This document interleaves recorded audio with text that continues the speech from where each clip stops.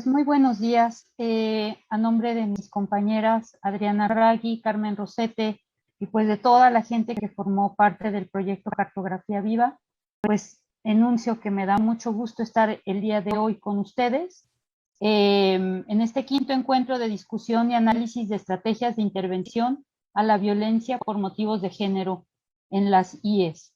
Nuestro proyecto se llama Cartografía Viva, el mapeo colectivo y el tejido de vínculos alrededor de los saberes compartidos. Quienes estamos hoy aquí y que vamos a leer este texto a tres voces, realmente estamos aquí representando a cada una de las instituciones que formamos parte, pero bueno, este proyecto es mucho más amplio que nosotras tres. Cartografía Viva es un proyecto colaborativo gestionado por la Facultad de Artes y Diseño, la FAD, de la UNAM, a través de la División de Investigación, la Fábrica de Artes y Oficios Faro Tláhuac, de la Red de Faros, de la Secretaría de Cultura de la Ciudad de México y el Centro Cultural Casa del Tiempo, perteneciente a la Coordinación General de Difusión de la Universidad Autónoma Metropolitana. El proyecto está tejido desde varias perspectivas que se encuentran con el propósito de discutir qué sucede con los saberes que generalmente no son aceptados en una institución de educación superior. A partir de una reflexión al respecto, este proyecto arropador se vuelve una estrategia de intervención a la violencia epistémica y de género. Uno de sus objetivos fue la creación de una serie de fanzines, entendiendo a estos como dispositivos gráficos que reflejan el sentir y pensar de una población amplia, gestionando sus contenidos a través de metodologías participativas.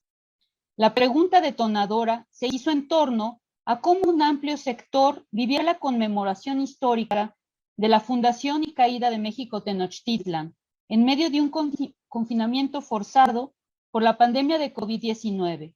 ¿Cómo se vive con los grandes momentos históricos de la ciudad lienzo que nos contiene y las contingencias de la vida, la enfermedad, la pérdida de territorio, la migración, los saberes en conflicto que nos habitan? Si bien esta pregunta sirvió para iniciar un diálogo amplio entre las comunidades convocadas por el proyecto, las preguntas y vivencias que se fueron recogiendo a lo largo del proceso integraron el corpus final del trabajo colectivo. Cartografía Viva proponía una serie de acciones que detonaran el registro de otras, muchas voces que en ocasiones no son tan visibles. Son las voces de la ciudadanía de a pie, las microhistorias, los pendientes históricos que se tienen con las mujeres, las infancias, los adultos mayores, pero también con los hablantes de otras lenguas originarias.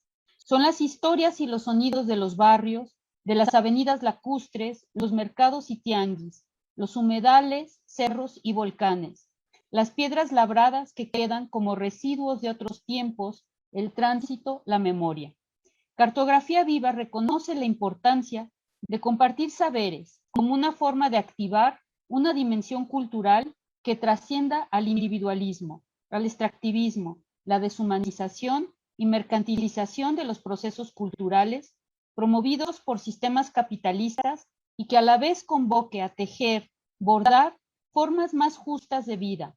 En el corazón del proyecto situamos la relevancia de proteger nuestro patrimonio biocultural como garantía de proteger la vida que le da sentido a nuestra actividad como gestores de la memoria y a buscar acciones que tienen a la correspondencia como una buena práctica. Los contenidos se han trabajado a través de entornos de aprendizaje gestionados entre los tres espacios en colaboración con colectivas culturales que nos iluminaban en cuanto a su hacer sentido comunitario al programar sesiones para elaboración del material gráfico, conceptualización del mapeo a realizar, levantamiento fotográfico vía dron, paisaje sonoro, dinámicas de arte corporal, talleres de narrativas bordadas y creación de fanzines. Una parte importante es la difusión de la metodología comunitaria desarrollada por talleristas de la Faro Tláhuac en lo que se refiere a la conciencia del patrimonio biocultural, las plantas tintorias que se usan en los textiles de fabricación artesanal y la cultura náhuatl.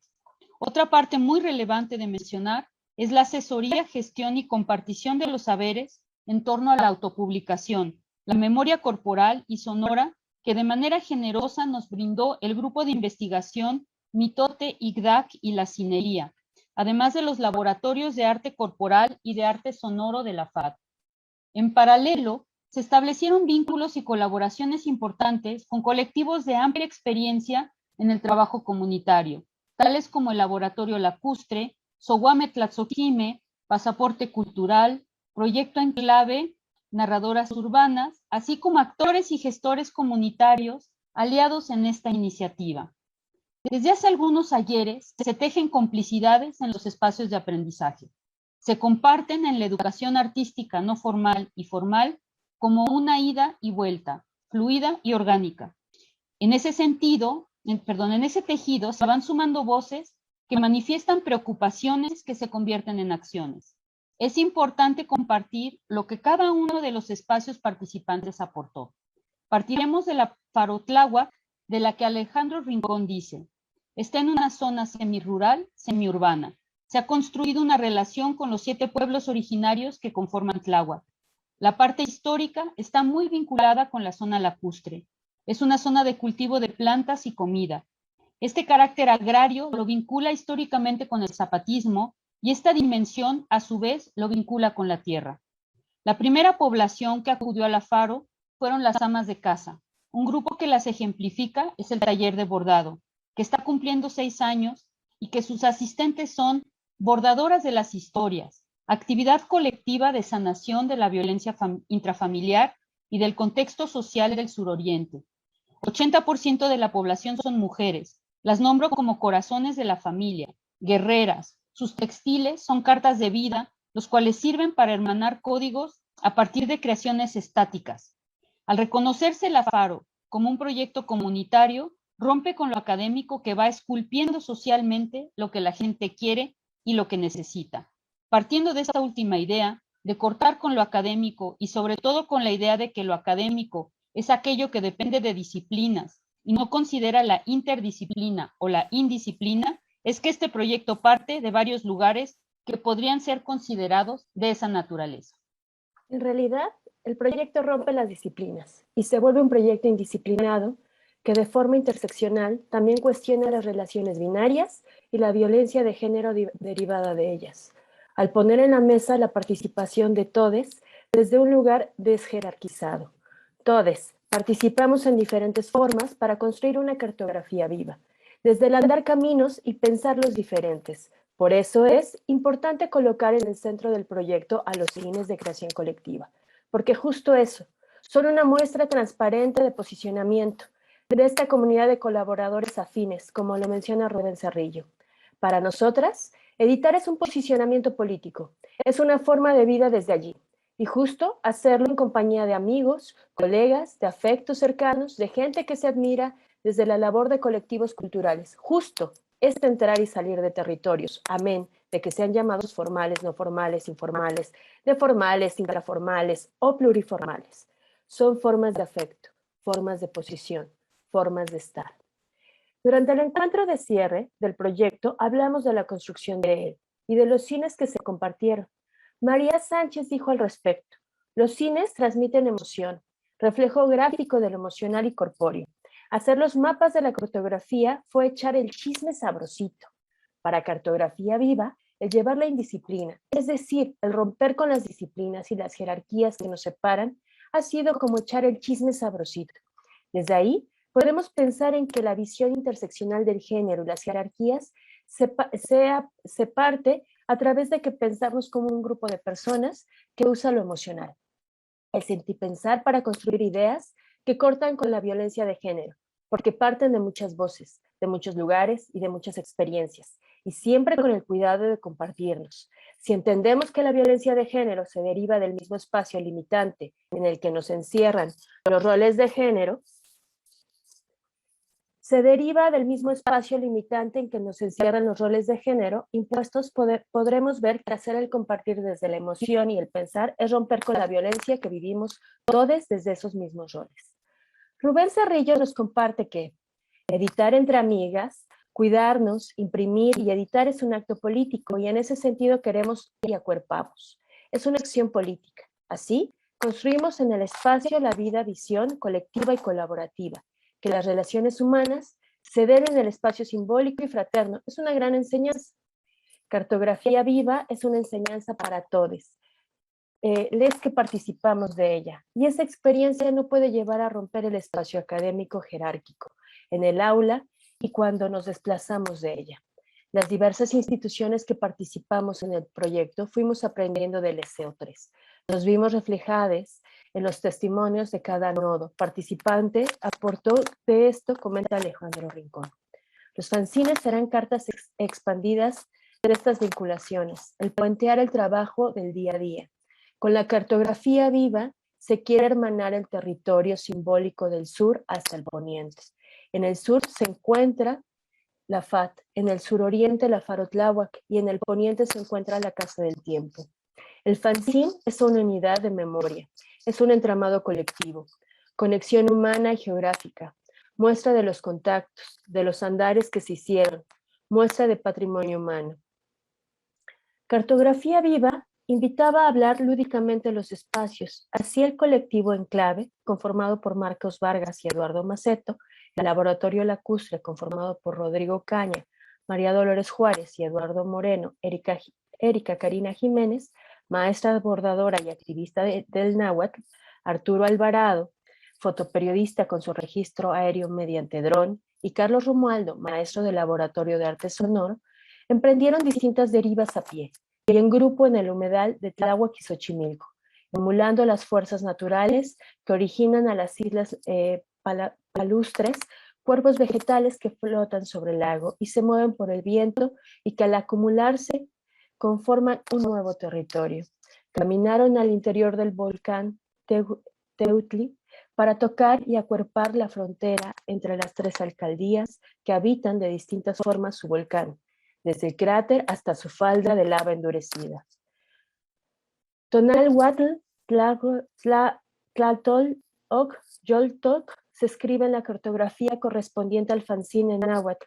Su autora, Erika Karina Jiménez Flores, responde cuando se le pregunta sobre la traducción. Nuestra palabra náhuatl aún vive. La zona más verde de la cartografía colectiva es la habitada por los hablantes del náhuatl. Ella no quiso traducir su fanzine, no hay que facilitar el camino para que sigan ignorando la lengua. Amorosamente, Erika ha acompañado el proceso de las bordadoras de Tláhuac durante 6 años.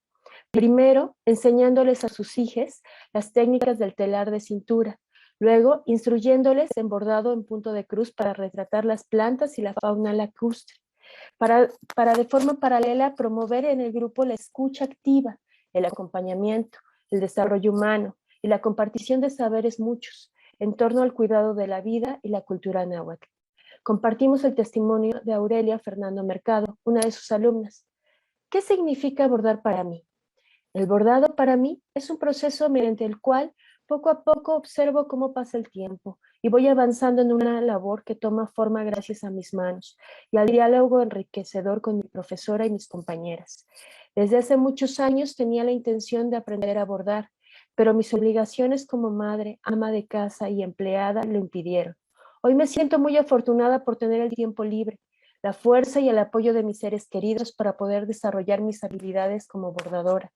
Siempre creí que bordar era un simple pasatiempo o una actividad para elaborar cosas bonitas, pero para el hogar, pero bajo la tutela de quienes me han enseñado y al lado de mis compañeras y compañeros he descubierto que es posible conversar sobre lo que hacemos, exponer algunas de nuestras piezas e investigar la historia que esta actividad tiene en nuestras comunidades y en nuestro país. Soy dichosa al bordar y acompañarme de personas que hacen y se apasionan por lo mismo. ¿Qué es para ti bordar en la Faro Tláhuac? Es la oportunidad de encontrarme con un grupo de personas que comparten mis intereses, el gusto por bordar y de conocer otras historias de vida.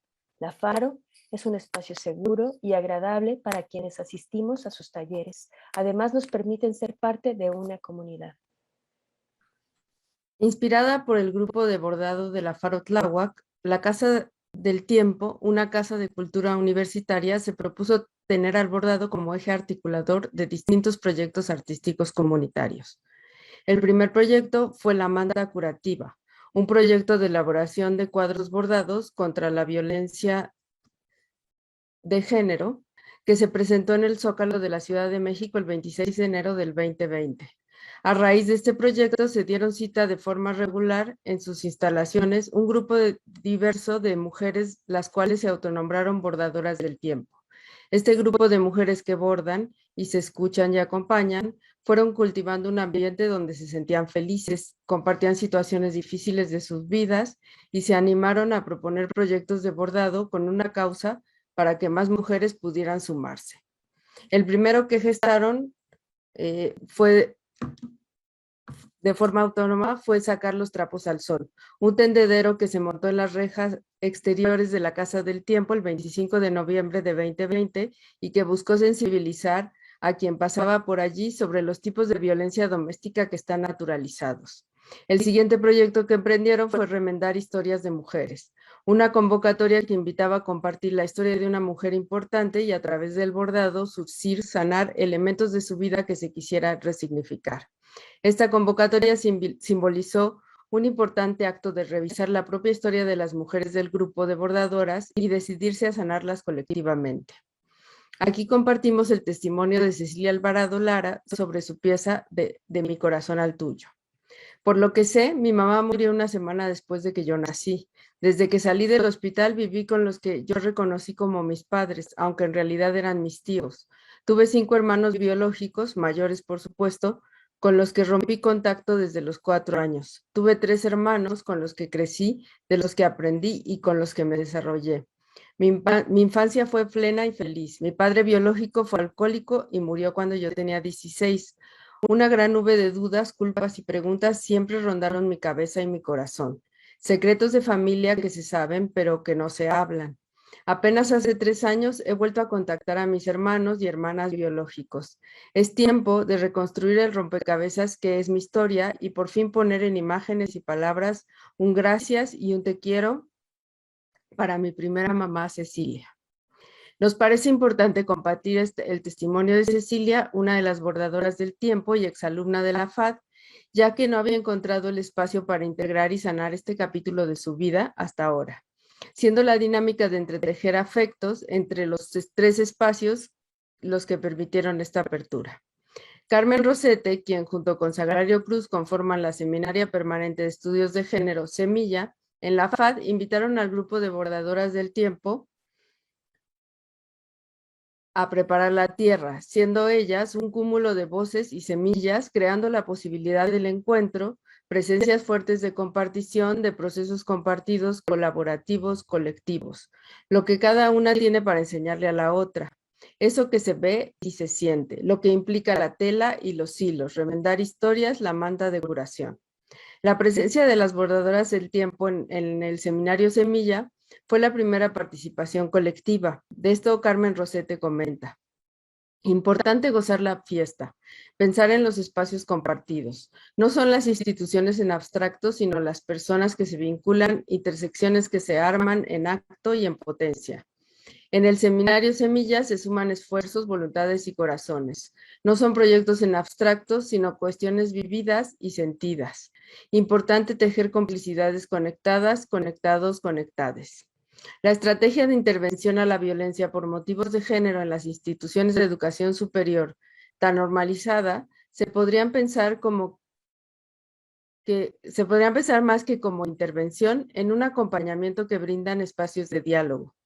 La Seminaria Permanente de Estudios de Género Semilla, que surge como una respuesta a la violencia de género que está naturalizada en la Facultad de Artes y Diseño de la UNAM y que se hace manifiesta en los movimientos estudiantiles que nos hacen reconfigurar las maneras que nos conformamos como una institución educativa. Las 3 instancias que participaron convocaron a ir tejiendo una red donde pudieran registrarse distintas experiencias de vida colectivas, para que en estos momentos difíciles que atravesamos todos nos permitieran encontrarnos y construir colectivamente un testimonio de nuestros sentires. Una importante dimensión de ello fue la aportación de las habitaciones sonocartográficas, cartas vivas y relatos, construidas desde el concepto de la hospitalidad. De ello nos platica Carlos Romualdo, quien es el profesor del Laboratorio de Arte Sonoro de la FAD. La invitación llegó a través de Erika para trabajar en red. A los integrantes del Laboratorio de Arte Sonoro les gustó la idea de participar en el proyecto. Se preguntaban cómo sería colaborar con más personas. Se lanzó un video con la convocatoria de las habitaciones sonocartográficas y se percibía como una invitación a jugar. Cuando nos dedicamos al sonido, lo tomamos como materia. El sonido de la ciudad es variado, si consideramos su campo de trabajo hasta el espacio lacustre. Van migrando los sonidos naturales a un entorno más urbano. ¿Cómo compartir los sonidos que nos van envolviendo? Iztacalco, Tlalpan, Izcalli. Importante implicarnos y colaborar. Los relatos y derivas sonoras son interesantes. Es importante darle su lugar. Respetar el sonido que enviaron quienes respondieron a la convocatoria. Con el colectivo Enclave se establecieron diálogos sonoros. Fue importante concebir que estamos trabajando en red. Este proyecto es interseccional. Se acaba la cita de Carlos y ahora, este proyecto es interseccional, situado e indisciplinado. Por parte de la División de Investigación de la FAD fue acogido desde la cartografía, porque desde la cartografía se ubica y se cruza desde la raza, la clase, la salud, el género, el lugar y los procesos individuales y colectivos que resisten y que buscan develar quiénes somos y cómo nos concebimos y compartimos desde cada una de nuestras formas y de nuestro sentipensar. Investigar es hacer y reflexionar sobre ese hacer. Cartografía Viva investiga, hace, reflexiona a través del afecto y la resistencia alegre y solidaria. Muchas gracias. Muchas gracias, Cintia, Carmen y Adriana, por esta presentación. Esperemos ahorita al finalizar en la mesa podamos reiniciar el diálogo. Bueno, a continuación nos presentará la compañera Cora Mildred Pacheco Valderas la ponencia titulada Hostigamiento sexual en la Escuela de Artes Plásticas y Audiovisuales de la UAP, del tendero de denuncias al protocolo para la atención de la discriminación y violencia de género en la UAP. Bueno, sí, como se mencionó, bueno, el tema que voy a presentar es el hostigamiento sexual en la Escuela de Artes Plásticas y Audiovisuales en la UAP, del tendedero de denuncias al protocolo para la prevención y atención de la discriminación y violencia de género en la UAP. Y un poco a modo de apertura, les cuento lo que presento aquí, pues es un seguimiento a través de periódicos digitales, principalmente 3, que son Manatí MX, Lado B y Contrarréplica Puebla, que hicieron del tendedero de denuncias y los sucesos posteriores a en la Escuela de Artes Plásticas, ARPA, que se le conoce. Posteriormente hay una breve mirada a la población estudiantil, después unas reflexiones respecto a las implicaciones de los tendederos de denuncias, la presentación del protocolo en la UAP y unas conclusiones finales. Pero bueno, para ir empezando. Mencionamos primero los hechos, ¿no? Y un poco el por qué este caso fue tan emblemático. Hay muchos tendederos que se realizan en la UAP, en diferentes facultades, pero digamos que lo que caracterizó, lo que hizo emblemático ahora sí este tendedero, pues fue la difusión y el seguimiento que hicieron los medios de comunicación, que permitió visibilizar no solamente las violencias que se viven al interior de la universidad, sino también las fallas en el sistema de denuncias de la UAP. Digamos que se hizo aún más público en ese tendedero al salir de la universidad a través de estos medios de comunicación. Y este tendedero tuvo lugar el 22 de marzo de 2019. Se mencionó en algunas notas que aproximadamente 50 alumnas denunciaron a 12 profesores de la escuela por hostigamiento sexual en un tendedero de denuncias a través de, como vemos aquí en la imagen, sus nombres, los testimonios y algunos dibujos, principalmente fueron dibujos de ellos, exponiendo la situación. En los días posteriores a este 22 de marzo, pues se dieron una serie de actos intimidatorios, de desacreditación y revictimización por parte de las autoridades, ¿no? Que en este caso fueron principalmente los profesores, las profesoras, los coordinadores. Y bueno, se argumenta, principalmente argumentaron en los salones de clases, ¿no? Que algunos ejemplos, pero yo me algunos ejemplos, pues que la escuela era demasiado reciente para que se viniera a arruinar con este tipo de cosas. Hacían comentarios también sobre la poca credibilidad de las personas que denunciaban. También se les recriminó que debieron haber considerado el bienestar psicológico de los profesores antes de hacer algo como eso. Y también hubo por ahí algún que otro profesor que aseguraba que quienes habían sido denunciados nunca iban a ser despedidos y se iban a tener que continuar viendo en todas las clases. Posteriormente se dan lo que serían los primeros pasos a una denuncia formal, ¿no? El 9 de mayo de 2019, las alumnas fueron citadas para realizar una denuncia en la oficina de la abogada general. Y aquí se nota algo pues interesante, ¿no? De estas 50 alumnas que se tenían en un primer momento del tendedero, únicamente continuaron con el proceso 14 mujeres y 2 varones, y apelaban justo al miedo, ¿no? En las entrevistas que se hicieron por parte de los medios, apelaban que muchas de las compañeras pues estaban asustadas realmente de continuar con un proceso de este tipo y pues no se les podía obligar a hacerlo. Y bueno, aquí también se evidencian algunas irregularidades, como la insistencia para que las denunciantes dejaran sus datos, principalmente su nombre, y después de mucho insistir, bueno, el encargado de recibir este expediente que armaron, pues dijo que la insistencia estaba justo porque existía la posibilidad de una contrademanda por parte de los profesores y pues se debían tener pues los datos a la mano, ¿no? Y al final, en este primer acercamiento, pues las alumnas mencionaron, refirieron en los medios que no hubo realmente un compromiso para iniciar con la investigación. De ahí damos un salto al paro estudiantil, ¿no? Sería el siguiente registro del que se disponen los medios. Para este entonces el protocolo ya había sido presentado, se presentó en noviembre de 2019. Un poco para contextualizar, el paro inicia el 25 y 26 de febrero de 2020 por el asesinato de 3 jóvenes universitarios, uno de ellos estudiante de la Facultad de Medicina en la UAP y el conductor de Uber que los transportaba. De esta forma, la demanda principal, llamémosle así, del paro, pues estaba en la exigencia de la seguridad externa de los alrededores de las facultades y las unidades académicas. Sin embargo, esto dio pie a denunciar y solicitar la resolución a problemáticas internas existentes. A través de los pliegos petitorios de las facultades, se fueron uniendo a la Facultad de Medicina varias otras escuelas y facultades, y cada una fue desplegando pues, pliegos petitorios, ¿no? Aludiendo así a las inseguridades internas que se vivían o se viven en la universidad. ARPA no se quedó atrás, ¿no? A casi un año del tendedero, va a incluir en su pliego petitorio la resolución a las denuncias efectuadas. Ahora ya se hace referencia al recientemente creado protocolo, y también pues explican que no tenían información específica sobre el estado de esas denuncias y tampoco de las sanciones que se habrían estado aplicando. Las últimas noticias de la situación de los estudiantes al respecto, pues se remontan al 16 de mayo de este año, en una nota en la que se abordan las problemáticas y las irregularidades de la sucesión en la dirección de ARPA. Ya para entonces Shenli Chilian, que era la directora, pues iba a dejar el cargo. Y bueno, los estudiantes siguen denunciando que la persecución a las alumnas continúa, a las alumnas que participaron en su momento en el tendedero y en las primeras denuncias formales presentadas, y al mismo tiempo manifiestan que se sigue invisibilizando y persisten aún las violencias sexual, laboral y de género por parte de profesores y compañeros.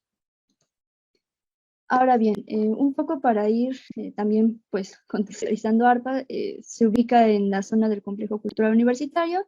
Es una escuela pues relativamente joven, ¿no? Creada en 2013. Si se compara con otras facultades y otras escuelas de la UAP, pues es bastante joven, lleva 8 años aproximados de trayectoria. Oferta principalmente 3 licenciaturas, que serían Artes Plásticas, Arte Digital y Cinematografía. También por ahí manejan la licenciatura en Mercadotecnia y Medios Digitales, pero esa está un poco más relacionada a la Facultad de Comunicación. Lo que pasa con ARPA es que comparte espacio, digamos, con Comunicación, ambos están en el complejo, y pues digamos que podría ser por ahí una licenciatura que comparte, se nutre, digamos, de ambos mapas curriculares. De acuerdo a los anuarios, estaríamos hablando de una población mixta en estos 8 años. Ha habido un ingreso de 565 mujeres y 564 hombres. Entonces podríamos estar ahí hablando de cierta equivalencia, ¿no? En cuanto a los ingresos por género. Sin embargo, en artes plásticas ha habido un mayor ingreso de mujeres que de varones, con 263 y 115 respectivamente, mientras que arte digital y cinematografía presentan un mayor ingreso de varones por sobre mujeres. Y todo esto para qué, bueno, pues recayendo un poco en que la población mixta de una escuela, porque por lo regular se suele aludir a que, o se suele pensar que estos casos de violencia son mayores en facultades altamente feminizadas, pero bueno, en este caso vemos que pues realmente no, la población mixta no se va a traducir justo en condiciones de seguridad iguales para las alumnas, ¿no? O menos violencia. Pues van a siguen siendo, como en este caso, el grupo que más denuncias por acoso y hostigamiento sexual hace, y me remito de nuevo a los números que vimos en la denuncia presentada a la abogada, de 14 mujeres contra 12 hombres, de 14 mujeres y 12 hombres que presentan ante la abogada general. Y bueno, mencionando un poco también sobre los tendederos de denuncias, pues tenemos que van a ser principalmente mecanismos de visibilización de las violencias y las fallas institucionales para resolverlas. De hecho, González Magaña va a explicar que van a tener su origen en la injusticia generalizada ante este tipo de violencias, la ineficacia de las autoridades para dar soluciones satisfactorias, y también están altamente relacionados con el hartazgo que se vive ante convivir con estas violencias de forma cotidiana. Y bueno, también funcionan como un método de presión para que las autoridades actúen. Y bueno, esto se relaciona también con lo sucedido en Arpa en el Tendedero, porque en un primer momento, cuando se les pregunta a las estudiantes el por qué, pues mencionan que no habían podido concretar sus denuncias a través de medios oficiales, formales, ya sea porque los coordinadores, que eran este primer acercamiento a la denuncia, las desestimaban por decir que estaban en un periodo de evaluación, ¿no? Entonces no se podían aceptar, o bien porque los mismos coordinadores eran quienes estaban siendo denunciados, y pues había cierta desconfianza de denunciar a los coordinadores a través justo de los coordinadores. Entonces, bueno, vemos también aquí que una de las respuestas ante este tipo de manifestaciones pues se da por parte de las instituciones, pues es a través de la criminalización mediante actos de desacreditación e intimidación, como bien vimos en la respuesta que hubo en los días posteriores al tendedero de denuncias en Arpa. Y bueno, es curioso, pareciera que manifestarse contra el acoso y el hostigamiento sexual se toma como una subversión del orden imperante dentro de las universidades, que justo pone al acoso y hostigamiento sexual como algo normalizado.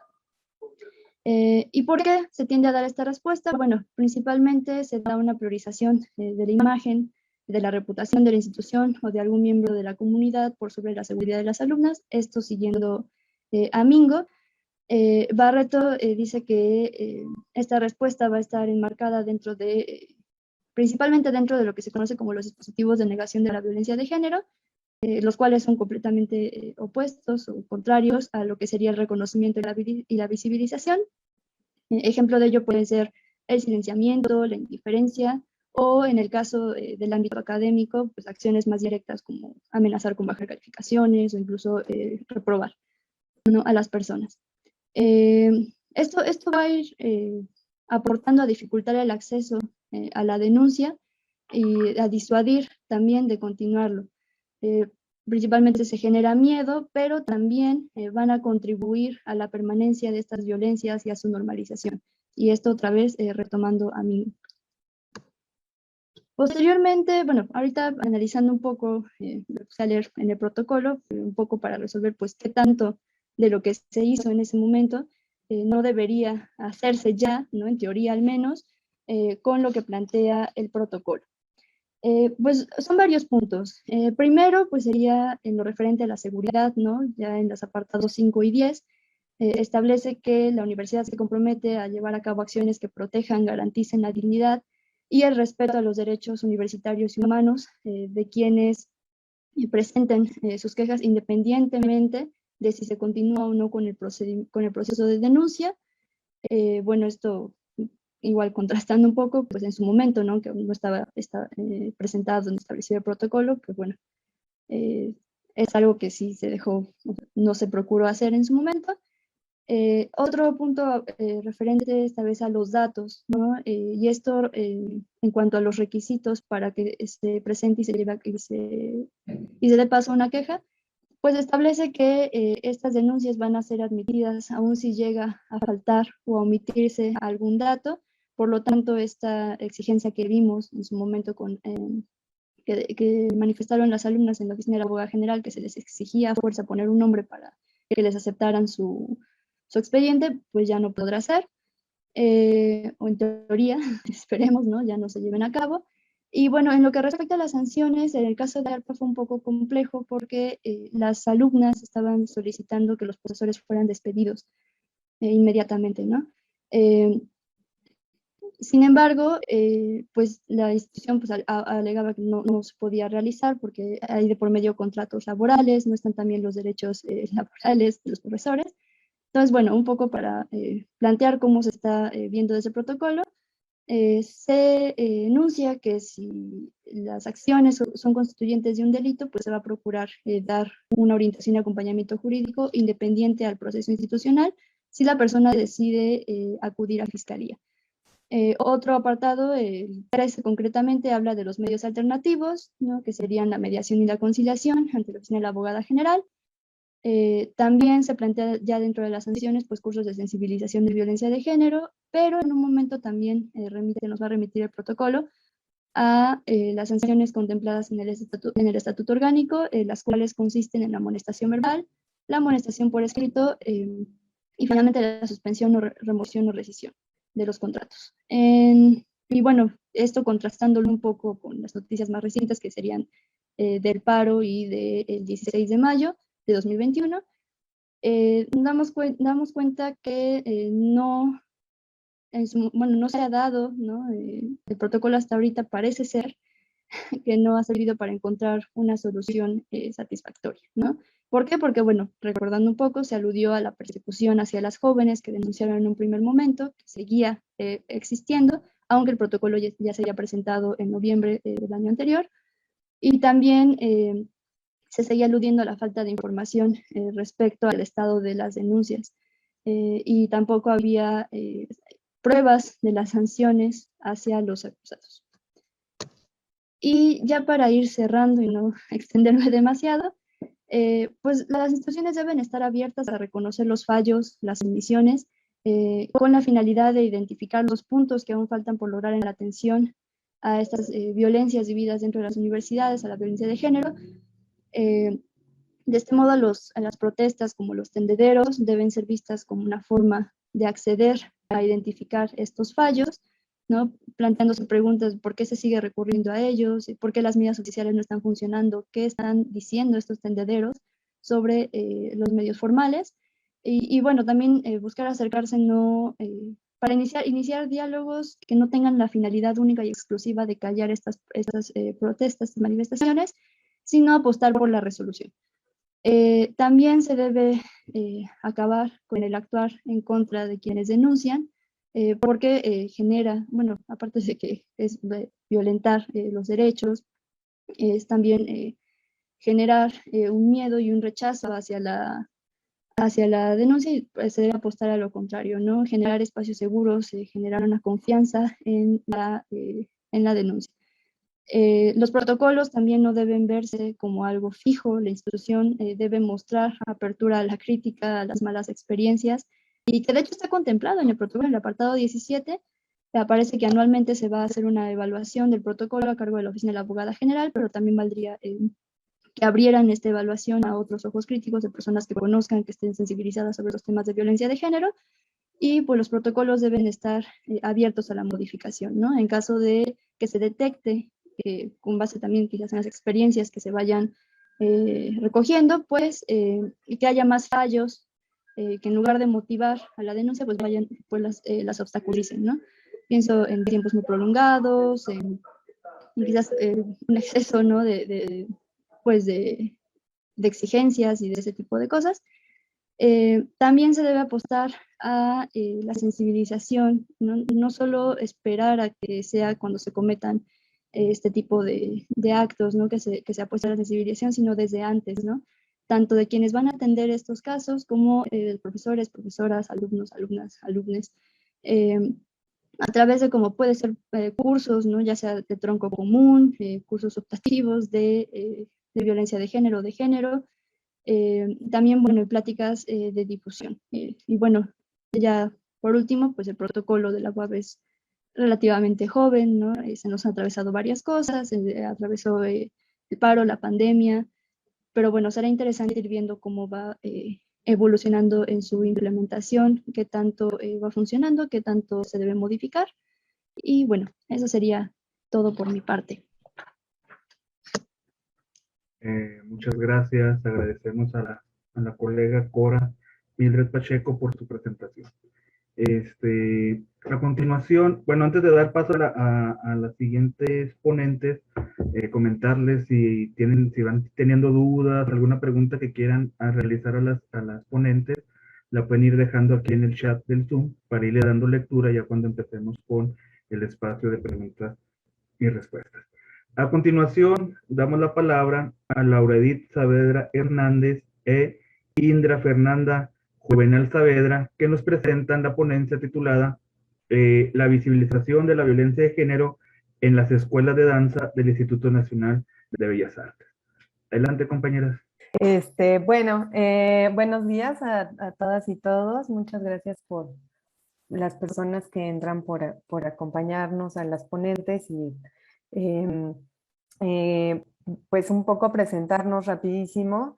Bueno, pues yo soy Laura Saavedra y pues soy, digamos, una persona que se dedica a estudiar la violencia y el género, y pues Indra, que es bailarina. Entonces, una vez platicando sobre lo que ella vivía en la escuela, o lo vivió en la escuela, porque ahora es egresada de danza, y un poco yo pues trabajando el tema de violencia, le decía un día: tenemos que escribir sobre esto, tenemos que hablar sobre lo que está pasando. Y entonces se da la oportunidad, pero aparte se da en un marco en el que pues varias bailarinas de la Academia de la Danza Mexicana comienzan a denunciar justamente la violencia a la que se enfrentan día con día en la escuela.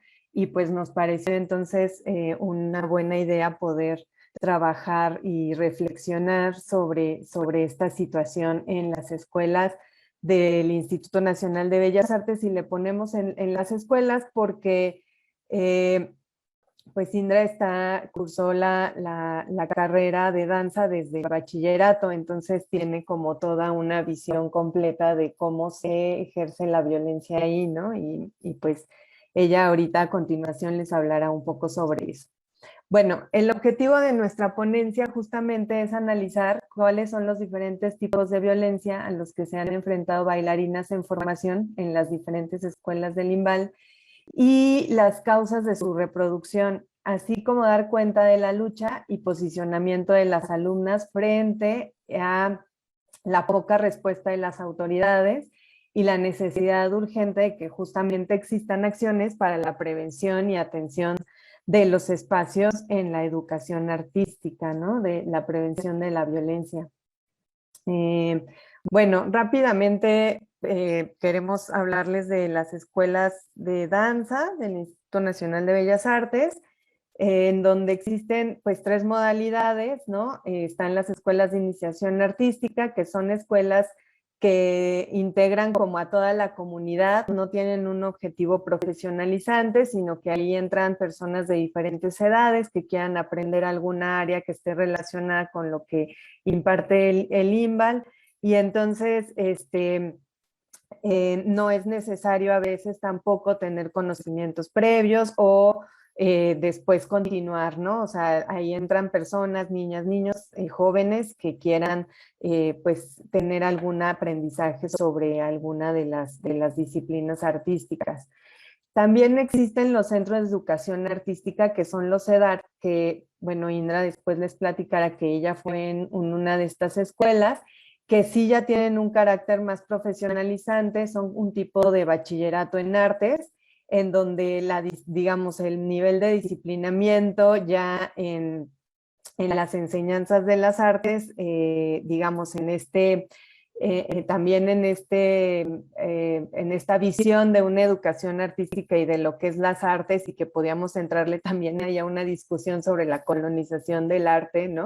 Digamos, en este sentido, es como se enseña en estas escuelas a nivel bachillerato. Ahí los alumnos pueden decidir seguir con una carrera artística o no, pero se les da las herramientas necesarias o para entrar a una universidad ya, digamos, con otro tipo de profesiones, o seguir en el sistema de Limba, ¿no? Y después se encuentran las escuelas profesionales de danza, en donde justamente ya se forma a docentes, se forma a bailarinas y bailarines, y a coreógrafos y coreógrafas que se van a, digamos, ya a dedicar profesionalmente a la danza, ¿no? Y a hacer pues entrar a compañías, a impartir docencia especializada ya en técnicas específicas, ¿no? Y pues que básicamente va a ser su trabajo ya, digamos, en la vida, ¿no?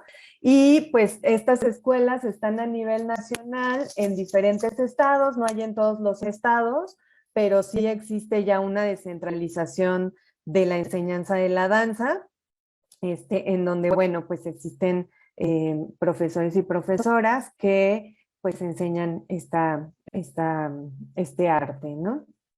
Y bueno, ya entrando en materia, lo que nosotros nos pusimos a reflexionar es cómo hablar justamente sobre lo que pasaba dentro de las escuelas. Entonces, conversando con Indra, ella me decía, pues es que es como una pedagogía del terror en realidad, porque a través del miedo, a través pues sí, de transmitirnos ciertas formas de pensarnos, es como supuestamente se nos disciplina en el arte, ¿no? En la danza. Entonces empezamos a platicar un poco sobre esta película que se llama Whiplash, que no sé si la vieron, que básicamente es de un joven justamente que estudia música, que quiere ser baterista, y que su maestro, pues a través de esta pedagogía del terror, del ejercicio del poder, trata de enseñarle, ¿no? Pero le trata de enseñar de alguna manera, pues impartiendo miedo, ¿no? A su práctica y diciéndole que no es lo suficientemente bueno para poder ser lo que él aspira a ser. Y entonces, bueno, el chico empieza a dudar, vive violencia psicológica, física y demás. Y entonces nos pareció una buena idea hacer como una metáfora, ¿no? Whiplash, así en su traducción más simple del inglés, significa latigazo.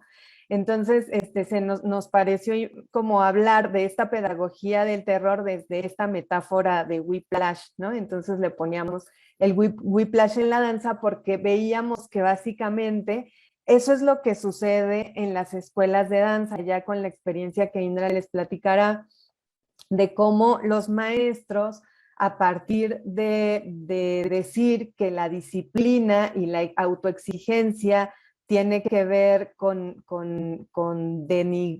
pues sí, denigrar el cuerpo o hacerte menos o estarte diciendo que no eres lo suficientemente bueno para supuestamente le eches más ganas, ¿no? Es como se da esta pedagogía del terror.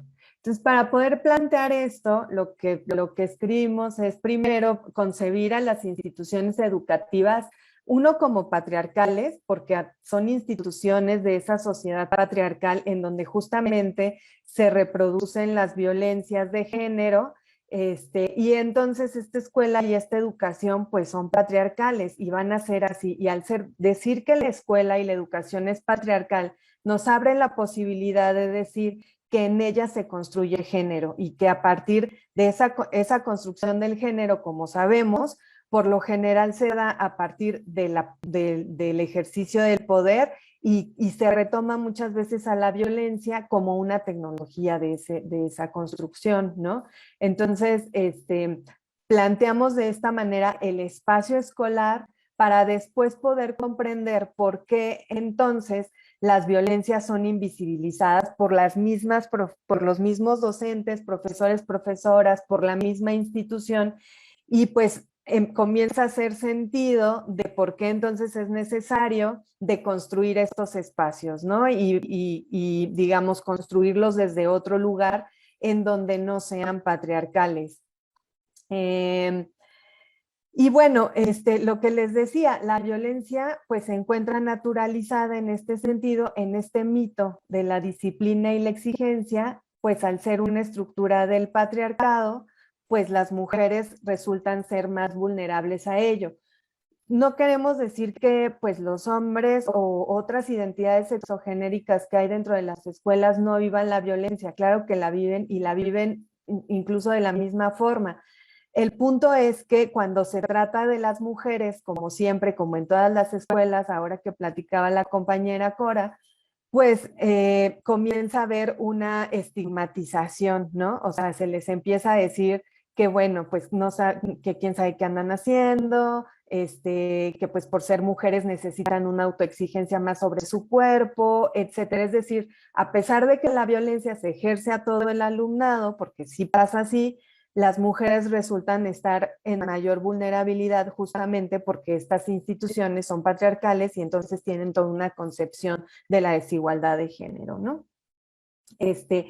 Y bueno, encontramos que esta violencia que enfrentan las bailarinas en el proceso de la educación es una violencia que se reproduce a nivel generacional. O sea, lo que encontrábamos es que los profesores y profesoras que más ejercen la violencia, esta violencia que ahora vamos a hablar, pues tiene que ver con que en su momento en el que fueron alumnas y alumnos, recibieron la misma educación basada en esta pedagogía del terror y en este whiplash, ¿no? Del que hablamos.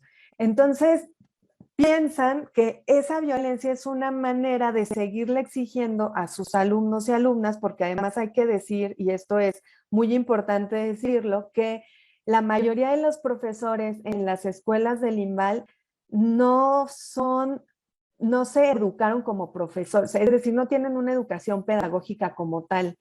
Muchos de ellos y ellas fueron educados como bailarines y bailarinas, participaron en compañías, se convirtieron en bailarinas y bailarines importantes y luego regresaron a la escuela a dar clases, pero no con ese antecedente pedagógico.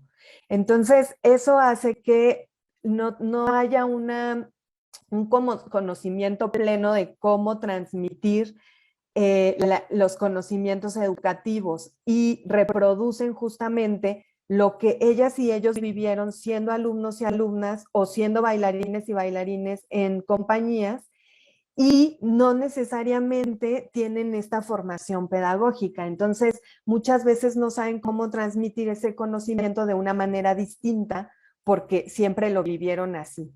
Entonces, es más una reproducción generacional, es como un ciclo de la violencia generacional. El profesor violenta al alumno y alumna, les dice de cosas, piensan que eso es parte de la disciplina y la autoexigencia, salen de la escuela, se convierten en coreógrafos, coreógrafas, bailarinas, no sé qué, y luego ya los alumnos y alumnas vuelven, digamos, regresan a las escuelas y sigue como ese ciclo, ¿no? Eso fue lo que encontramos un poco escarbando en las narrativas de Indra y de algunas compañeras con las que hemos platicado a lo largo de estos procesos. Bueno, yo aquí le dejo y ya le paso la palabra a Indra para que ella nos explique justamente cuáles son los tipos de violencia más visibles dentro de las escuelas. Gracias. Bueno, sí, justamente les voy a hablar un poco de las violencias que se encuentran dentro para que las podamos identificar un poquito más y con algunos ejemplos para que se pueda como ilustrar más la cosa. Bueno, existe la violencia psicológica. Este tipo de violencia casi siempre se da en los comentarios que los profesores, autoridades, etcétera, le hacen hacia tu cuerpo. Cabe mencionar que muchas veces, como mencionó mi mamá, confunden el exigir con la disciplina, ¿no? Entonces es una delgada línea que muchos cruzan, entonces comienzan pues a violentar en contra de tu persona con el afán de querer ayudarte, pero pues realmente muchas veces sus comentarios sí son muy hirientes, causan incluso trastornos alimenticios en las alumnas, pues y eso pues les marca durante muchísimos años, y pues eso en realidad no está bien, ¿no? También existían comentarios como de que las mujeres, para que se vieran más femeninas, no se podían cortar el cabello. Si se cortaban el cabello, esto ameritaba pues que te reprobaban en cierta materia, ¿no? Pareciera que no es real, pero sí pasa. También existe la violencia física. Este tipo de violencia quizás en la danza está muy normalizado, puesto que muchos profesores, para poder corregir tu postura en el cuerpo, tienden a dar ligeros golpes, ¿no? O tienden a darte patadas en el abdomen para que lo aprietes, ¿no? No sé. También a veces suele pasar que maestros de generaciones pasadas, cuando todavía se permitía fumar en los salones, ponían su cigarro abajo de tu pierna para que la subieras más. A mí me tocó en mi primer año de carrera que una de mis maestras me desgarró mis músculos isquiotibiales con el afán de querer de que yo tuviera más elasticidad y flexibilidad. Esta lesión casi me cuesta mi carrera porque fue una lesión muy fuerte. Y pues que no fui la única a la que le pasó eso, ¿no? A una de mis compañeras le dislocaron el hombro, a otra de mis compañeras por subirle de más la pierna, le provocaron una lesión crónica en la espalda. Y pues que esto, si bien se sigue viendo normal, pues porque te tienen que corregir y todo eso, yo pienso que hay maneras también en las cuales uno puede entender cómo funciona su cuerpo. Yo tuve excelentes maestras que nunca me tocaron un pelo y que pude mejorar mi técnica simplemente con sus palabras, ¿no? Y también existe la violencia sexual. Este tipo de violencia pues no está visibilizada, puesto que justamente cuando las compañeras quieren hablar sobre esto, las mismas autoridades e incluso los mismos compañeros y compañeras de clase desacreditan los testimonios de estas chicas, ¿no? Igualmente, muchos de los maestros que están enseñando en las escuelas siguen dando clases. Incluso a mí me tocó que un maestro que yo tenía se burló acerca de que él tenía una orden de restricción a menos de no sé cuántos metros de las alumnas porque ya estaba demandado. Entonces, aquí también entra la otra violencia, que es la violencia institucional, que es cuando las autoridades de la escuela, a pesar de ya tener todas estas denuncias de parte de las alumnas, en realidad no hacen nada, ¿no? En el INVAL existe un artículo donde dice que hay una tolerancia cero con respecto a cualquier tipo de hostigamiento o violencia sexual. Y pues la realidad es que nunca cumplen con este protocolo, ¿no? Justamente lo que buscan las escuelas y las instituciones a veces es deslindarse de los problemas ya legales, pues porque ya tienen demasiadas demandas, y también esto correría el riesgo de que se cerrara la escuela, ¿no? Que desacreditaran ya los títulos profesionales, etcétera, etcétera, etcétera. Y pues bueno, a pesar de todas estas cosas que se viven el día con día en las escuelas de danza profesionales, gracias a las compañeras de la ADM que se pronunciaron en contra de todas estas violencias que estuvieron viviendo por parte de las autoridades, se empezaron a crear grupos de denuncias en Instagram y en Facebook, y también se crearon hashtags del Me Too, de los EDARS. Algunas de las páginas de denuncias empiezan con mujeres organizadas, más las abreviaciones de las escuelas, y ahí lo que hacen es subir todas las denuncias. Estas páginas también ayudaron a hacer presión a las autoridades ya de la subdirección de escuelas justamente para que se tomaran acciones contra los agresores de las escuelas, pues que seguían ahí y que no, o sea, que ya las alumnas estaban obviamente hartas de que no se hicieran nada, se hicieron marchas, se hicieron meetings, y todo eso, pues para que al final, aunque si bien se sigue dando y seguramente se seguirá dando porque ya es un problema del sistema, pues en medida de lo posible yo espero que con todo esto que está pasando y que también se visibiliza, pues justamente vaya evolucionando los protocolos y vayan evolucionando las maneras en las que a veces nosotros también como estudiantes pues vemos a nuestras compañeras que deciden alzar la voz y deciden pues denunciar. Bueno, y pues finalmente terminar diciendo que pues nos gustaría decir que queremos pues espacios libres de violencia de género en la danza, que todos los cuerpos pueden hacer movimiento y pueden hacer danza, que también existe un mito de un cuerpo perfecto, ¿no? Hay muchas lecturas sobre colonización de la danza y sobre colonización del cuerpo, y pues que la apuesta, pienso yo, de las alumnas es justamente romper con ese ciclo generacional de la violencia, ¿no? Del ejercicio de la violencia.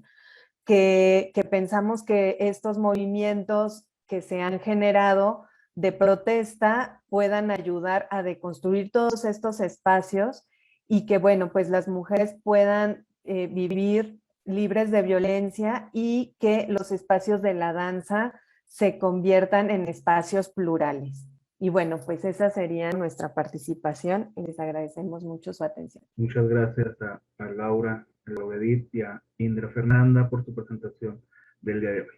Ya para cerrar esta mesa, tenemos la presentación de Nancy Granados Reyes y su ponencia titulada El sabotaje de la literatura como un espacio de resistencia feminista. Adelante, Nancy. Bueno, voy a leer este es parte de un proyecto que apenas estoy desarrollando, donde justamente se busca que la literatura funcione como un mecanismo para evidenciar la violencia, pero también para visibilizar otros comportamientos hacia las mujeres, ya que aunque pareciera que es un espacio que ya ha sido conquistado, la realidad es que no es así. Voy a iniciar. La violencia y la discriminación son problemáticas que han afectado todos los entornos en los que nos desarrollamos. La violencia de género contra las mujeres y las niñas, así como contra los grupos vulnerables, es una realidad que aqueja al país y que deriva en una serie de prácticas sociales, comunitarias, políticas y religiosas que siguen vigentes en nuestros días. La configuración de estereotipos femeninos a través de los medios de comunicación, los textos literarios y las películas y otros elementos impactan en la construcción de la identidad femenina y perpetúan la violencia que se normaliza y se acepta socialmente. Aún en la actualidad, las prácticas culturales y educativas determinan y perpetúan comportamientos diferenciados que provocan brechas de género y la exclusión real de sectores poblacionales presentes en nuestras instituciones. Como menciona Eulogio Romero en Violencia, Género y Universidad, la violencia es aprendida a lo largo de nuestra vida, además de estar normalizada social y culturalmente. Los espacios educativos no son la excepción, influyen en él distintos factores a los que está expuesto el alumnado. Ejemplos de estos son los medios de comunicación, las redes sociales y el Internet. Fin de cita. La exclusión de la mujer en el espacio literario implicó la apropiación del espacio público y por ende la apropiación del espacio social. Con el paso del tiempo, la literatura ha evolucionado y ha funcionado como un espacio de inclusión donde podemos rastrear voces que habían sido silenciadas. Como expone Adrián Rosman en el artículo La descolonización de la escritura y de la instrucción literaria, cito, no debemos olvidar que los escritores y las escritoras, los marginados y los consagrados han coexistido literariamente a través de los años. Fin de cita. El sistema patriarcal heterosexual se ha encargado de cuestionar las voces de las personas que intentan tomar la palabra. Como expone Rosman, cito, el uso de lo personal como criterio crítico, un proceso arbitrario, incompleto e irresponsable que clasifica los textos de estas escritoras como fracasos literarios, marginándolos y descartándolos como textos marginales e inferiores, fin de cita. Esta crítica ha hecho que a lo largo de la historia se excluya y se rechacen una gran cantidad de textos de personas que cuestionan y rompen el sistema patriarcal. Aún en la actualidad no se consideran dentro de las antologías ni de los programas de estudios. A pesar de eso, los grupos subalternos han logrado tomar la palabra y coexistir para dar testimonio de sus propias huellas. Algo similar ocurrió con la comunidad LGBTIQ+, que en México se ha ido posicionando lentamente dentro de la literatura. Aunque ya había otras obras, la publicación del Vampiro de la Colonia Roma, que se da en 1979 de Luis Zapata, hizo que otros textos salieran a la luz y externaran una visión distinta a la patriarcal heterosexual. Con el uso de mecanismos más sutiles se ha ido tomando la palabra para apropiarse del espacio público y ser vistas como personas con derechos. La utilización de la literatura como una herramienta de análisis para contribuir a erradicar la violencia contra las mujeres surge a partir de la concepción de la misma como un instrumento ideológico que ha ido evolucionando junto con la sociedad. Si bien ha funcionado como una herramienta para homologar las ideologías patriarcales, también ha sido un mecanismo de defensa ante las injusticias, y prueba de ello es que ahora está presente en redes sociales, donde se externan opiniones de materias variadas y que incluso ya se consideran parte de la literatura, como la tuiteratura. Es innegable la importancia y el vínculo de la literatura con los movimientos sociales, culturales y políticos. Ha sido testimonio del acontecer de la humanidad y a través de ella se ha abierto el espacio para que escuchemos voces que en su contexto fueron silenciadas, pero cuyas obras quedaron como testimonios claros de la existencia de subalternidades que exigían sus derechos humanos y que pelearon por tener una voz propia y un lugar en el espacio público. En cuanto a los efectos modelizantes de la literatura, Manuel Asensi, en su texto Crítica y Sabotaje, propone que los medios de comunicación y la literatura misma con sus textos presentan acciones modeladoras como la de los aparatos ideológicos del Estado y de otros sistemas. Y cito, como acción modeladora hay que entender la acción consistente en crear sujetos, cuerpos, gestos, acciones, discursos, subjetividades que se representan, perciben y conciben el mundo y a sí mismos según modelos previamente codificados, esto es, ideológicos, cuya finalidad es la práctica de una política normativa y obligatoria y cuya estrategia consiste en presentarse como naturales. Fin de cita.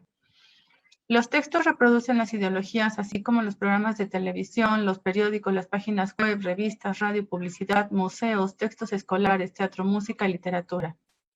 Podemos decir que Asensi propone que tanto los discursos comerciales como los académicos, así como el arte, contienen acciones modeladoras de los aparatos ideológicos. Por ello debemos considerar que los textos se introducen en un contexto social, cultural y político determinado.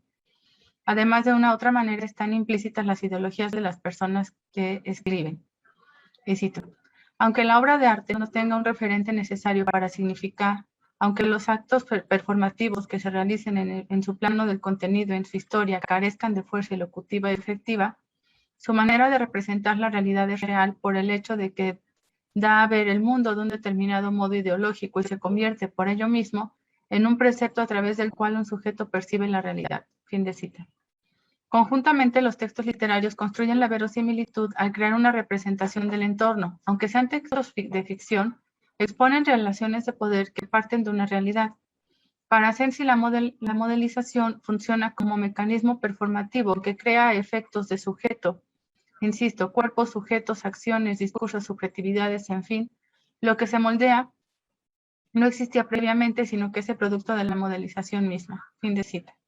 Estas acciones configuradas tienden a normalizar comportamientos arbitrarios que continúan la reproducción de las desigualdades.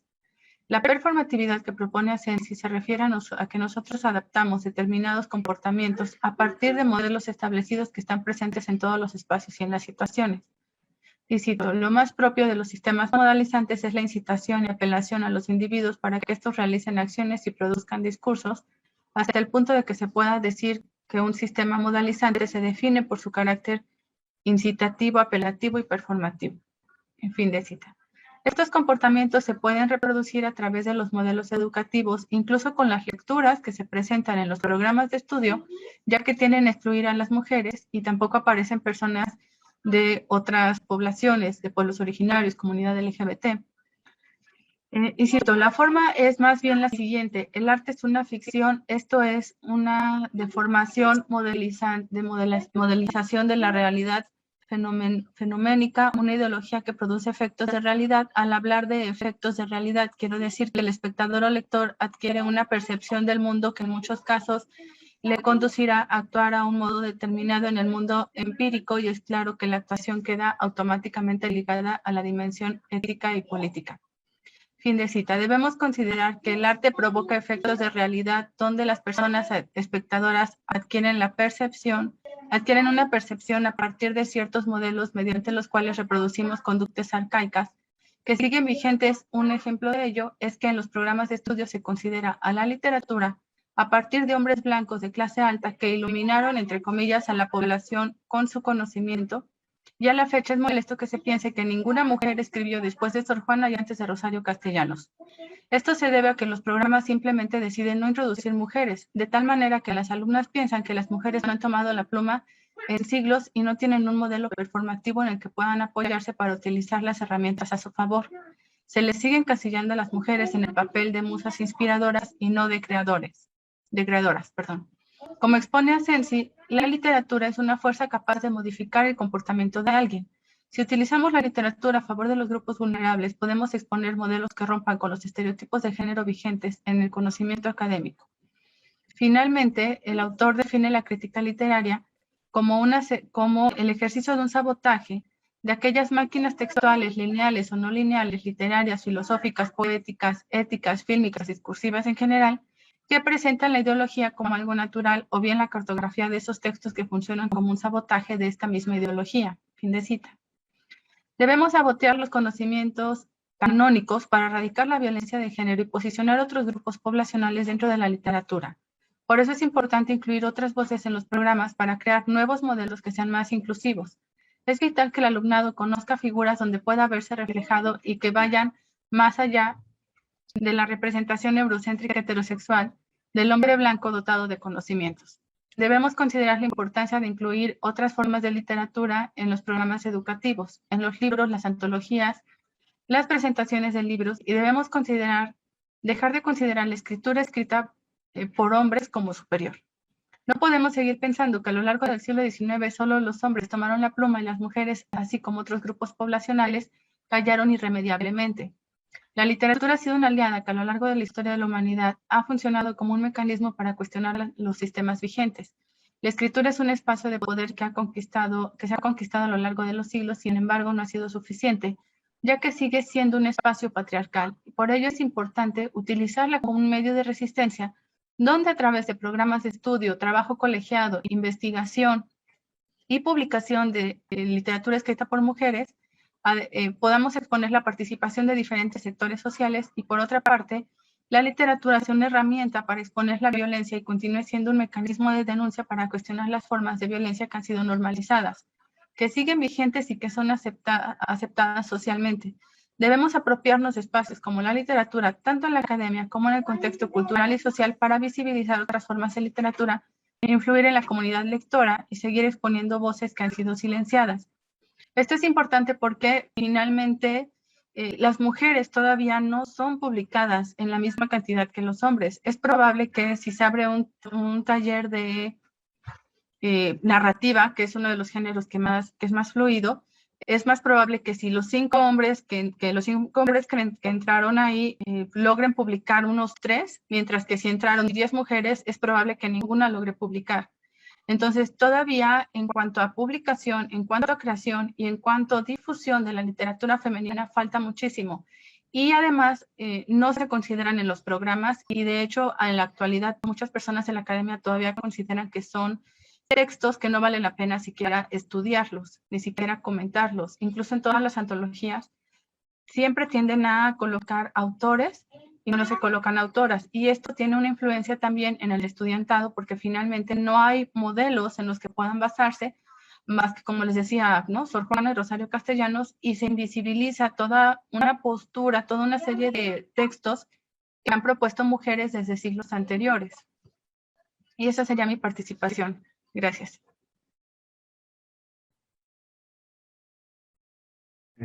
Muchas gracias, Nancy. Con esta presentación llegamos al fin de esta ronda de presentaciones. Lo que continúa es abrir un espacio para establecer un diálogo entre las personas que nos acompañan como participantes con las colegas que nos presentaron sus trabajos, ¿no?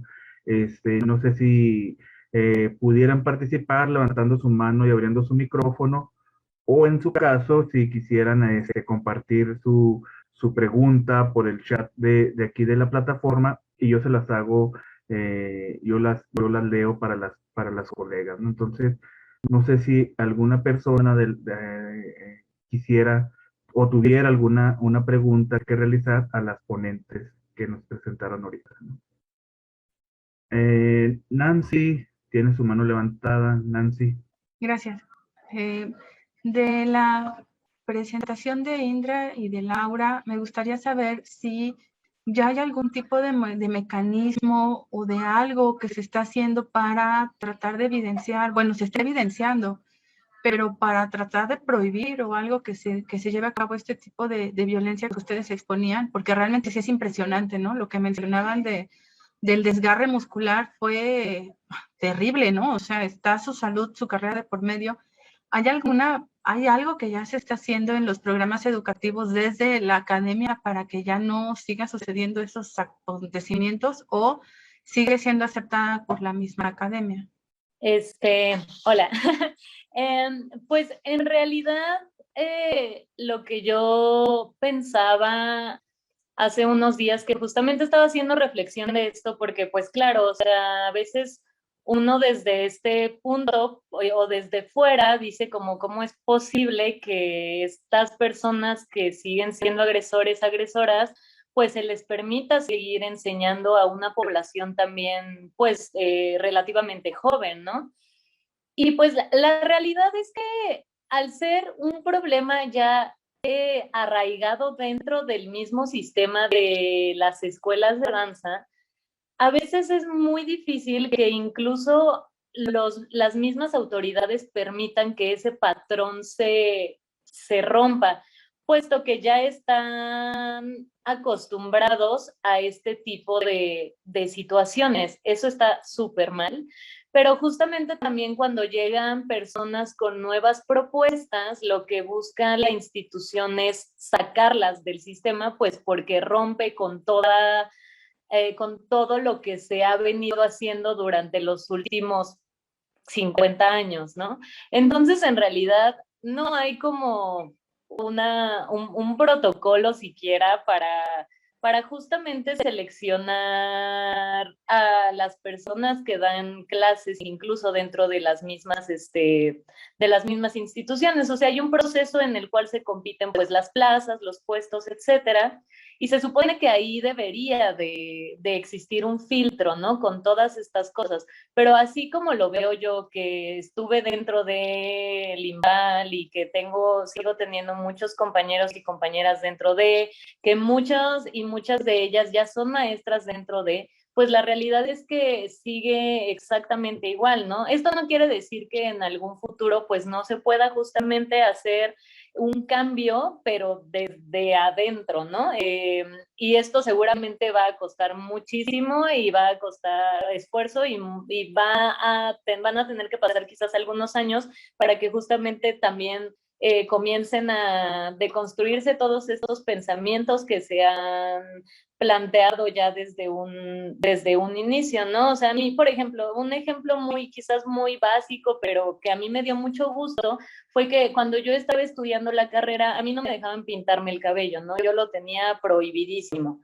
Entonces, pues yo siempre fui una persona que protestó muchísimo por eso, ¿no? Porque dije, bueno, que tenga el cabello verde o azul no va a hacer que suba más o menos la pierna, ¿no? Si tengo el cabello corto no va a hacer que me vea más o menos en un escenario, ¿no?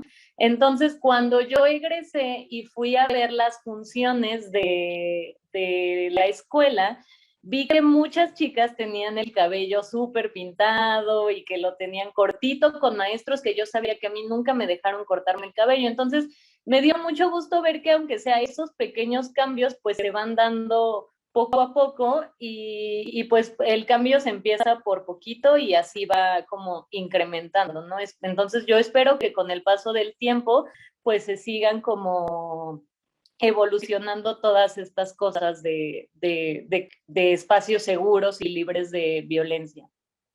Gracias. Gracias, Indra. ¿Puedo decir algo rapidísimo?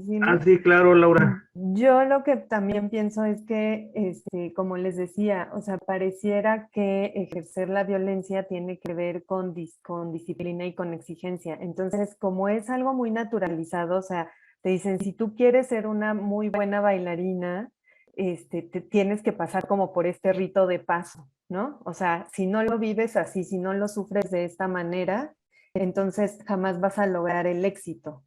Y entonces, por eso es que también, pues, entran muchas personas, o sea, la misma comunidad artística de las escuelas, pues entra y naturaliza estas prácticas con ese mito, con esa creencia, ¿no? De que de si no pasas por aquí no vas a ser lo suficientemente bueno. Entonces, pienso que eso es lo que hay que desestructurar, ¿no? Porque si bien, o sea, sí existe en protocolos, la verdad es que los protocolos no atienden el acoso, ni el hostigamiento, ni la violencia, ni nada, ¿no? O sea, vimos cómo había chicas que tenían que mejor dejar la escuela, cambiarse de escuela, porque tenían que ensayar con los mismos compañeros que las habían violentado sexualmente en algún momento. O sea, a mí eso me parecía súper grave.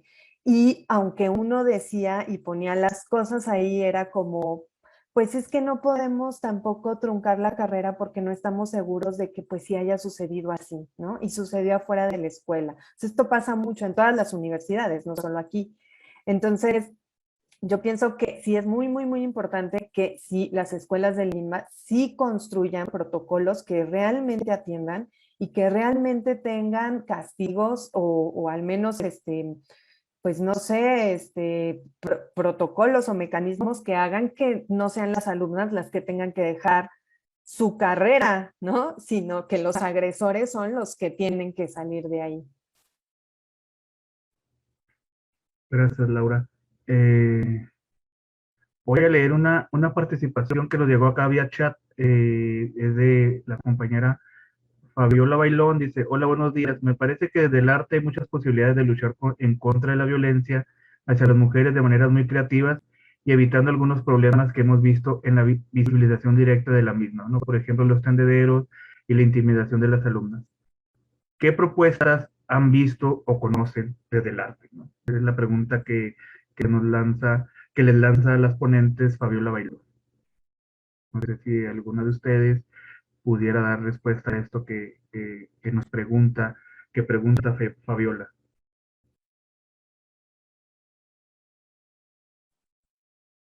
Bueno, yo quisiera, Adrián. pensaba ahorita que justo los tendederos, el primer tendedero que yo recuerdo es una obra de Mónica Mayer, ¿no? Que se llama El Tendedero.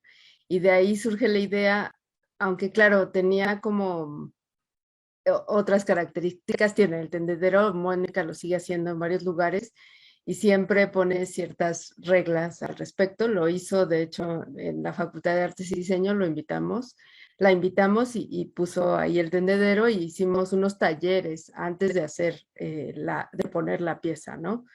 Porque tiene como ciertas limitaciones, ciertas ideas, se quiere conseguir algo en específico cada vez, ¿no? O sea, el tendedero de Mónica tiene cada vez un sentido, ¿no? Y eso lo hace muy interesante. Y bueno, es una obra que ya ha puesto desde hace muchísimo tiempo hasta la fecha. No sé si alguien más tuviera. Cintia, por favor. Pues como me ha tocado estar en la universidad, hay distintas estrategias.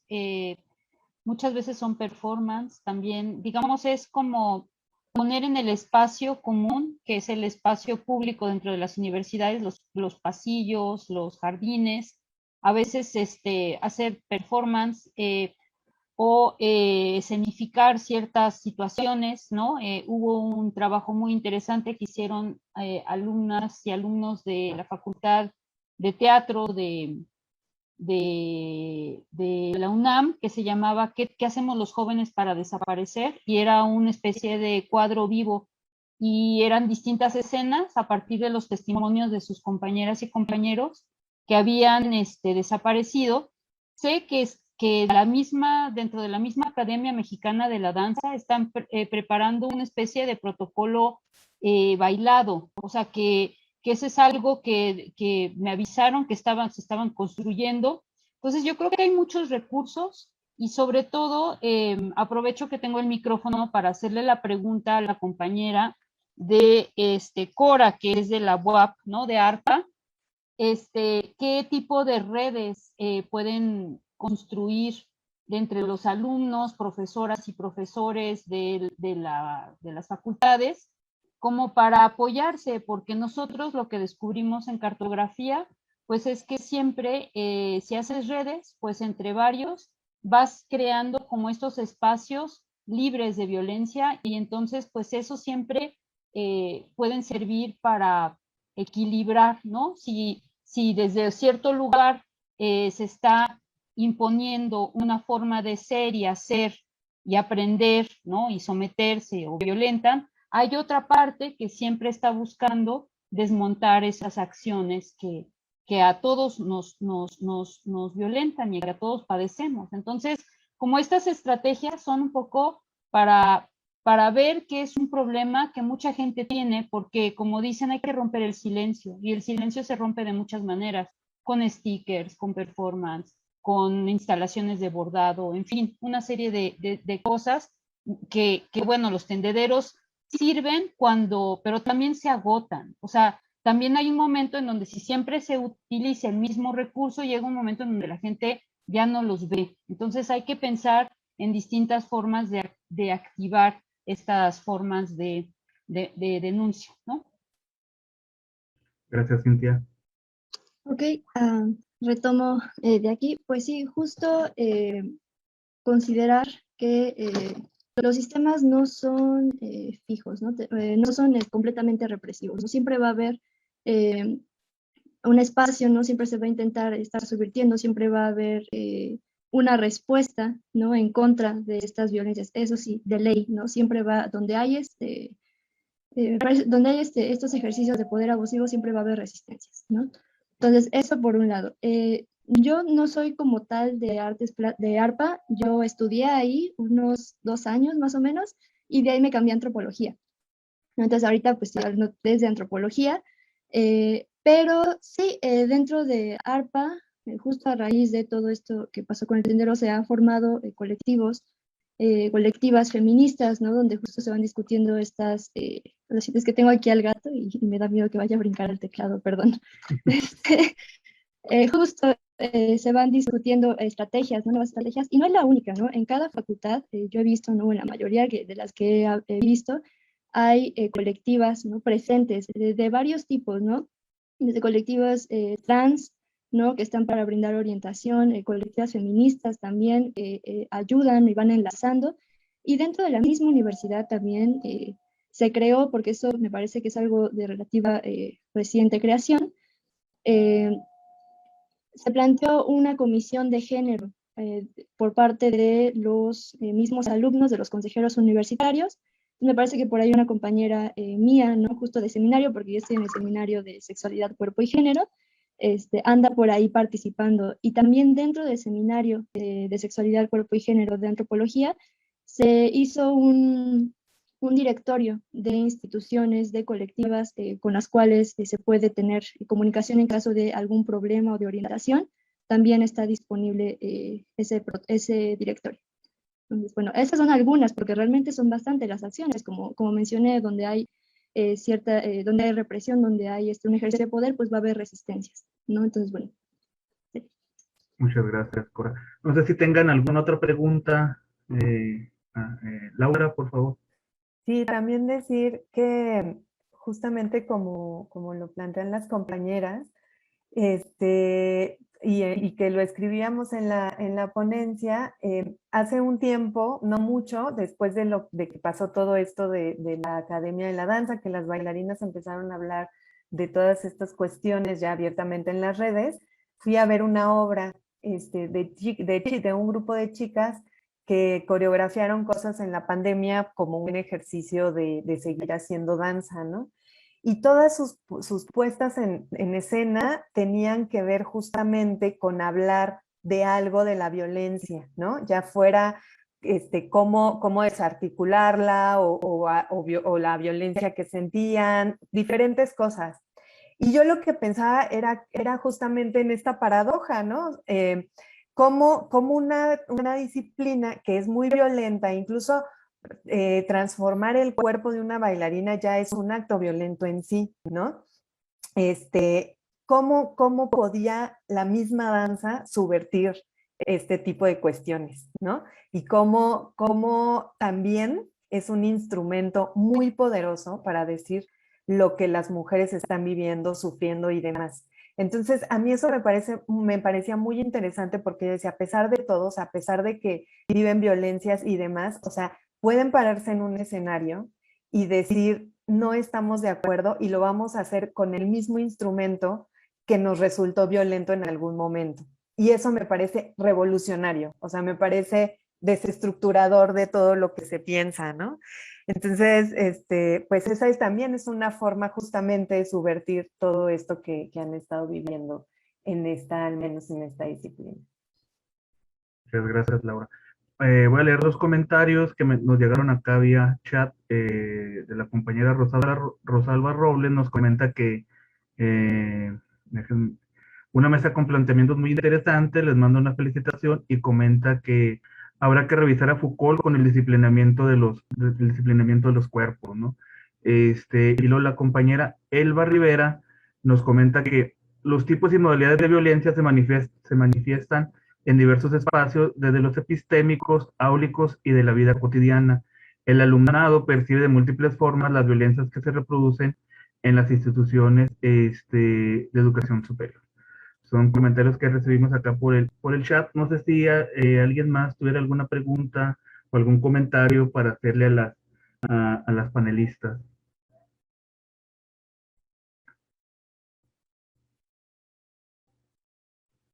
No sé, bueno.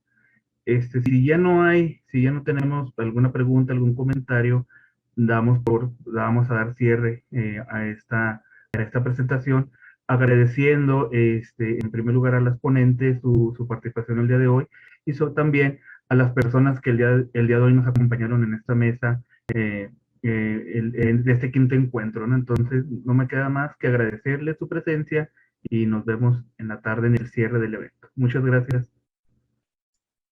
Gracias.